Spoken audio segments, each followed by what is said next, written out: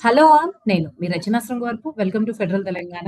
తెలంగాణ రాష్ట్ర ప్రభుత్వం సావిత్రిబాయి పూలే జయంతిని గురించి తెలంగాణలో రాష్ట్ర మహిళా టీచర్స్ డేగా జరపాలని చెప్పేసి గెజెట్‌ని విడుదల చేసింది. అయితే అది ఇప్పుడే జరిగినటువంటి పరిణామం గాదు. దీనికోసం ఎప్పటినుంచో కూడా టీచర్స్ ఫైట్ చేస్తున్నారు. దాదాపు 25 ఏళ్ల నుంచి కూడా సావిత్రిబాయి పూలే బర్త్‌డేని టీచర్స్ డేగా అంటే వుమెన్ టీచర్స్ డేగా గాదు. టీచర్స్ డేగా చేయాలి. ఎందుకంటే సర్వేపల్లి రాధాకృష్ణ గారి కన్నా కూడా ముందున్నటువంటి వ్యక్తి గాబట్టి, మహిళల్లో ఆ విద్యా అవేర్‌నెస్ కావచ్చు, వీటి కోసం చాలా ఫైట్ చేశారు కాబట్టి, ఆవిడ జయంతిని సెలబ్రేట్ చేయాలి. ఎప్పటినుంచో డిమాండ్ వినిపిస్తూ ఉంది. ఎన్నో పోరాటాలు జరిగాయి. సో, 25 ఏళ్ళు ఆల్‌మోస్ట్ ఆల్ ఈ 25 ఏళ్ల జర్నీ తర్వాత ఈ రోజు ఇదొక మైల్ స్టోన్ అని చెప్పుకోవచ్చు. ఈ నేపథ్యంలో వెనక జరిగినటువంటి పోరాటాల గురించి, ఇలా పేరు మార్చడం అనేది నిజంగానే మహిళా టీచర్స్ మీద ఏమైనా క్రియాశీలకమైనటువంటి ప్రభావం చూపిస్తుందా? అసలు ఈ పేరు మార్పు వల్ల అది ఒక కల్చర్ పరంగా కావచ్చు, వుమెన్ పేరు మీద సెలబ్రేట్ చేయడం అనేది ఓవరాల్‌గా ఎటువంటి ప్రభావాన్ని చూపిస్తుంది? ఈ విషయం గురించి మనతో మాట్లాడడానికి గిరిజా పైడిమర్రి గారున్నారు. గిరిజా పైడిమర్రి గారు తెలంగాణలో గవర్నమెంట్ టీచర్‌గా రిటైర్ అయ్యున్నారు. అలాగే ఈ ఉద్యమంలో కూడా యాక్టివ్‌గా కూడా పనిచేశారు గాబట్టి, గిరిజా పైడిమర్రి గారితో ఈ విషయం మీద పూర్తిగా చర్చిద్దాం. గిరిజా గారు వెల్కమ్ టు ఫెడరల్ తెలంగాణ. నమస్కారం అండి. గిరిజ గారు చెప్పండి. అసలు ఈ డిమాండ్ అన్నది సావిత్రిబాయి పూలే జయంతిని సెలబ్రేట్ చేయడం అన్నది అసలు ఎప్పుడు మొదలైంది? తెలంగాణలో ఎందుకు మొదలైంది? యాక్చువల్‌గా తెలంగాణ రాకముందే ఈ ఈ డిమాండ్ అనేది మొదలైందండి. ఉమ్మడి రాష్ట్రంలో ఉన్నప్పుడే. నేను లాలాపేట్ గర్ల్స్ హై స్కూల్‌లో పనిచేస్తున్నప్పుడే చైతన్య మహిళా సంఘం వాళ్ళు మా స్కూల్‌కి వచ్చారు. అక్కడ కార్యక్రమం చేసినప్పుడు మా సావిత్రిబాయి పూలే స్కెచ్ ఫోటో ఒకటి ఇస్తే స్కూల్లో నేను డిస్ప్లే చేశాను. అప్పటికి అసలు ఎవరికీ తెలీదు సావిత్రిబాయి పూలే అనేది. అంటే టీచర్స్ సర్కిల్‌లో ఎవరికీ తెలియదు. చాలా మంది వచ్చిన వాళ్ళందరూ ఆ ఫోటోని చూసి ఎవరివిడ అని అడగడము. నేను గనక అక్కడ ఉంటే ఆఫీస్ రూమ్ లో ఆవిడ గురించి పరిచయం చేయడం జరుగుతూ ఉండేదన్నమాట. సో అట్లా చాలా బాధగా ఉండేది. అంత గొప్ప మనిషి కదా, అసలు ఆవిడని ఎందుకు గుర్తించడం లేదు, ఎందుకు ఎవరికి తెలియడం లేదు ఆవిడ అనే విషయంలో ఒక మహిళగా నాకు ఎప్పుడు చాలా బాధగా ఉండేదన్నమాట. అట్లా ఉంటున్న క్రమంలో తెలంగాణ మలిదశ ఉద్యమం కూడా మొదలవుతోంది చిన్న చిన్నగా. మొదలవుతున్న దశలో అంతేకాకుండా ఈ పాఠశాలల్లో చాలా వరకు ఉమెన్ టీచర్సే ఎక్కువ తీసుకుంటారు, ఎక్కువ మంది ఉంటారు. మీరు ప్రైవేట్ స్కూల్స్ లో గమనించండి, మేల్ టీచర్స్ ఎక్కువ మంది ఉండరు, ప్రైవేట్ ఉమెన్ టీచర్సే ఉంటారు. సరే గవర్నమెంట్ లో ఉంటే గవర్నమెంట్ జాబ్ కాబట్టి మేల్ టీచర్స్ ఉమెన్ టీచర్స్ ఇద్దరు ఉంటారు. అంటే ఎందుకు ఉమెన్ టీచర్సే ఉంటారు అంటే, ఉమెన్ టీచర్స్ కి చాలా సహనం ఉంటుంది, పిల్లలను పెంచి ఉంటారు కాబట్టి వాళ్ళకు పిల్లలను డీల్ చేయడం అనేది చాలా నైపుణ్యంగా ఉంటుంది అనే ఉద్దేశం కూడా అయి ఉంటుంది. సో ప్రభుత్వ పాఠశాలల్లో కూడా ఉమెన్ టీచర్స్ కి ఎక్కువ పీరియడ్స్ వేయడం, ఏదన్నా బయట పనులు ఉంటే మెన్ టీచర్స్ బయటకు వెళ్ళిపోవడం, వాళ్ళ పీరియడ్స్ కూడా వీళ్ళకి వేయడం, ఇలాంటివన్నీ జరుగుతూ ఉండేవన్నమాట. సో ఒకటే నాకు అంతరాంతరాల్లో సావిత్రిబాయి పూలేను గుర్తించకపోవడం అనేది ఒకటి ఉండడము, తర్వాత ఇలా మహిళా టీచర్ల శ్రమ దోపిడీని జరుగుతూ ఉండడం అనేది చాలా బాధగా ఇబ్బందిగా ఉండేది అనమాట. ఈ క్రమంలో అంటే చూస్తూ ఉన్నాను దీన్ని ఎలా ఎదుర్కోవాలి, ఏం చేయాలి, ఏం చేస్తే బాగుంటుంది అని ఆలోచిస్తున్న క్రమంలో మెల్లమెల్లగా తెలంగాణ మలిదశ ఉద్యమం కూడా స్టార్ట్ అవబోతుంది. సో అంతకంటే ముందు కొంతమంది యాక్టివ్ టీచర్స్ కలిసి మేము తెలంగాణ ఉమెన్ టీచర్స్ ఫెడరేషన్ అనే ఒక ఆర్గనైజేషన్ ని స్టార్ట్ చేశామండి. అంటే మలిదశ తెలంగాణ ఉద్యమం మొదలవడానికి ముందే ఆర్గనైజేషన్ ఫామ్ అయింది, రిజిస్టర్ కూడా అయింది. సో ఆ యూనియన్ నుంచి మేము చాలా కార్యక్రమాలు మహిళలకు సంబంధించి చేయడం మొదలు పెట్టామన్నమాట. గిరిజ గారు ప్రాక్టికల్ గా ఒకటి చెప్పండి. టీచర్స్ డే మనం దశాబ్దాలుగా సర్వేపల్లి రాధాకృష్ణ చేసుకుంటున్నాం. దశాబ్దాలుగా మైండ్స్ అన్ని కూడా అట్లా ట్యూన్ అయిపోయిన క్రమంలో 2025 లో ఎన్నో దశాబ్దాల తర్వాత సెపరేట్ గా ఉమెన్ టీచర్స్ డే సెలబ్రేట్ చేయడం వల్ల మీరు ఎటువంటి మార్పు ఉంటుంది అనుకుంటున్నారు? దానికంటే ముందు ఇప్పుడు నేను చెప్పాను కదండి, ఈ ఒక రకమైన శ్రమ దోపిడీ మహిళా టీచర్స్ పట్ల జరగడము, తర్వాత సావిత్రిబాయి పూలే లాంటి తొలి మహిళా ఉపాధ్యాయుని గుర్తింపులోకి రాకపోవడము, ఇవన్నీ ఉన్న బాధలు కాబట్టి మేము ఎప్పుడైతే ఉమెన్ టీచర్స్ ఫెడరేషన్ ఫామ్ చేసామో ఆ కార్యక్రమాల్లో భాగంగా మేము వసంత కన్నాబిరన్, రత్నమాల లాంటి వాళ్ళను పిలిచి సుందరయ్య విజ్ఞాన కేంద్రంలో ఒక మీటింగ్ పెట్టాం. అంటే 1 year పూర్తయిన సందర్భంగా యూనియన్ పెట్టినప్పుడు కూడా మేము తీర్మానాలు చేసాం. ఏంటి అంటే సర్వేపల్లి రాధాకృష్ణ జయంతి టీచర్స్ డేగా కాకుండా సావిత్రిబాయి పూలే జయంతినే టీచర్స్ డేగా ప్రభుత్వము గుర్తించాలి అనే ఒక డిమాండ్ చేసామన్నమాట. సో ఆ క్రమంలో పురుషాధిక్య వ్యవస్థ కాబట్టి అది జరుగుతుందా అనేది పక్కన పెడదాము, కానీ ఒక మహిళలుగా మాత్రం మేము ఆ డిమాండ్ అయితే చేసామండి. అప్పటి నుంచి జరుగుతూనే ఉంది. ఆ తర్వాత తెలంగాణ ఉద్యమం రావడం, ఆ తర్వాత మిగతా యూనియన్స్, మిగతా ఆర్గనైజేషన్స్ కూడా సావిత్రిబాయిని గుర్తించడం, అంటే జ్యోతిబాయి, తర్వాత దళిత్ మూవ్మెంట్స్ బలపడడం, జ్యోతిబాయి పూలే విగ్రహాలు పెట్టడం, అందులో భాగంగా సావిత్రిబాయి పూలే కూడా చాలా దీనిలోకి వచ్చారు, వెలుగులోకి వచ్చిన సందర్భంలో అందరూ కలిసి సావిత్రిబాయి పూలే అంటే మేమేమో టీచర్స్ డే గానే సావిత్రిబాయి పూలే జన్మదినాన్ని జనవరి 3ను టీచర్స్ డేగా ఏర్పాటు చేయాలని డిమాండ్ చేస్తే మిగతా అందరి వల్ల చిన్న మార్పులు జరిగి అది మహిళా ఉపాధ్యాయుల దినోత్సవంగా గవర్నమెంట్ పోయిన సంవత్సరం డిక్లేర్ చేయడం జరిగింది. సో అది మాకు పెద్ద సంతృప్తిగా లేదు, కానీ గుడ్డిలో మెల్లలాగా ఏదో రకంగా అయితే గుర్తింపు వచ్చింది కదా అనేది ఉంది, కానీ దీనివల్ల ప్రత్యేకమైన గుర్తింపు మహిళా ఉపాధ్యాయులకు ఉంటుంది అని నేను అనుకోవడం లేదు. ఇప్పటికీ కూడా మాకు కొన్ని డిమాండ్స్ అవి ఉన్నాయన్నమాట. ఏమిటి అంటే సావిత్రిబాయి పూలే విగ్రహాన్ని, అప్పట్లోనే మేము సావిత్రిబాయి పూలే విగ్రహాన్ని ట్యాంక్ బండ్ మీద నెలకొల్పాలి అని పెట్టాము డిమాండ్స్ లో. అది ఇప్పటికీ ఇంకా తీరలేదు. ఇప్పుడు అంటే గవర్నమెంట్ గుర్తించి స్కూళ్ళల్లో జరపాలి అనేది వచ్చిన తర్వాత ప్రతి పాఠశాలలో కూడా సావిత్రిబాయి పూలే విగ్రహం ఉండాలి తప్పకుండా అనేది ఒక డిమాండ్. తర్వాత రెండోది ఏంటంటే ఇది కేవలం తెలంగాణ రాష్ట్ర వ్యాప్తంగా కాకుండా జాతీయ పండగగా, జాతీయ మహిళా ఉపాధ్యాయ దినోత్సవంగా కూడా ఈ సావిత్రిబాయి పూలే జన్మదినాన్ని జరుపుకోవాలి అనే డిమాండ్ కూడా మాకు ఉంది. తర్వాత మేము ఇంకోటి డిమాండ్ చేస్తున్నది ఏమిటి అంటే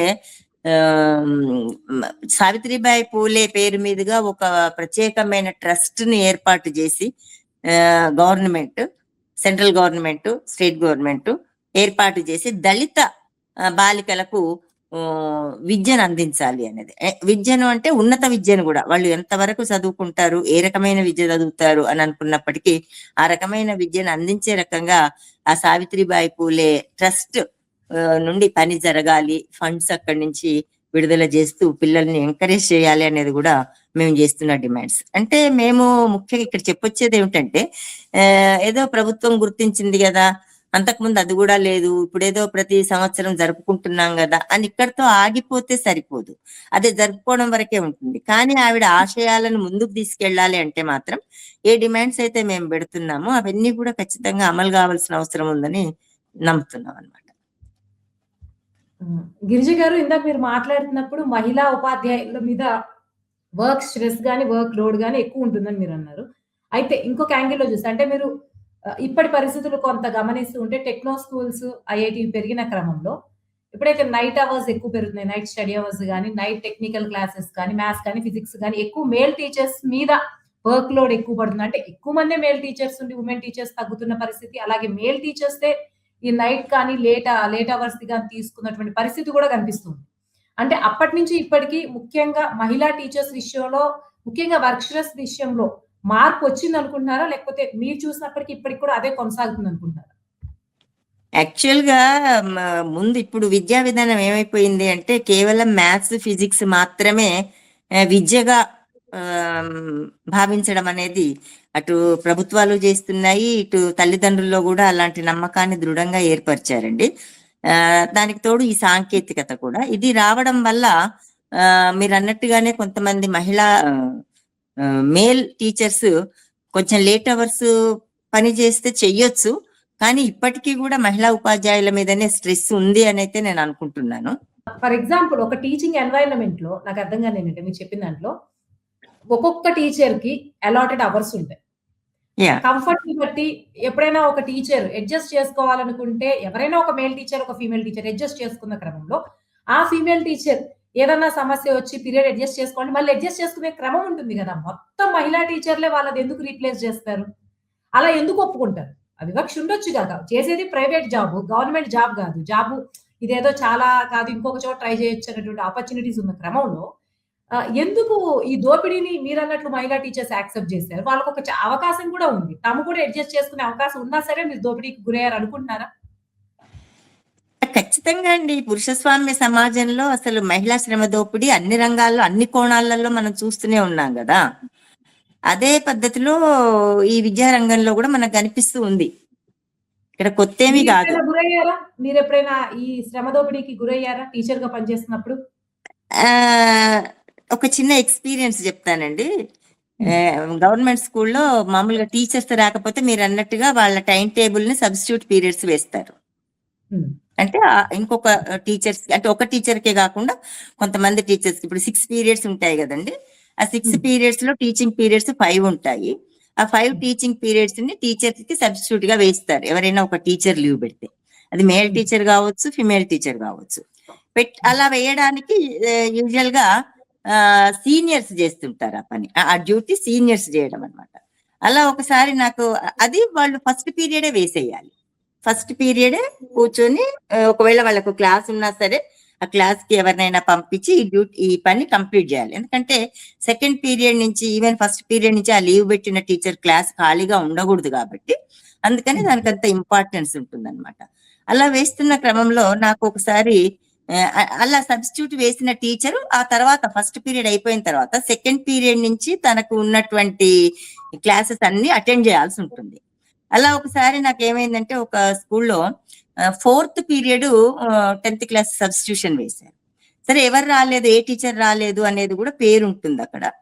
సరే నేను చూసుకున్నాను. చూసుకున్న తర్వాత వెళ్ళాను.